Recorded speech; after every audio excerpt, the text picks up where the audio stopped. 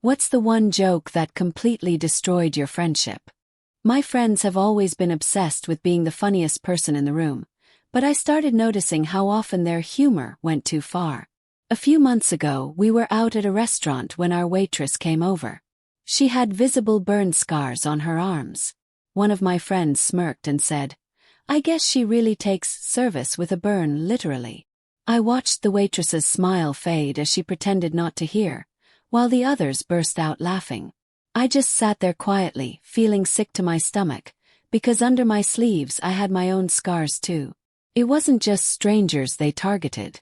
At dinner parties, they'd make jokes about my weight, masking their cruelty as friendly advice. They'd say things like, "Maybe skip dessert this time," or, "Hope that chair holds up."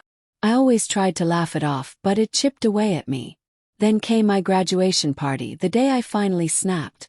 I was cutting my cake when my best friend pulled out her phone and started filming, saying, "Careful with that knife. We don't want another accident like your brother." The entire room went silent.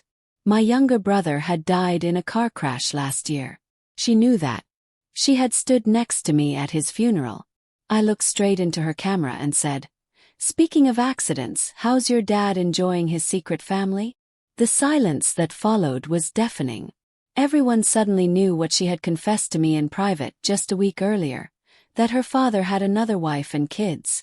She started crying, but I didn't stop. I said, "Don't worry, it's just a joke. Kind of like how your dad jokes about still loving your mom." Her mother was standing right there when I said it. Their entire family fell apart in that moment. Sometimes I ask myself if I went too far. But then I remember. She spent years crossing every line imaginable. That day I finally drew one of my own.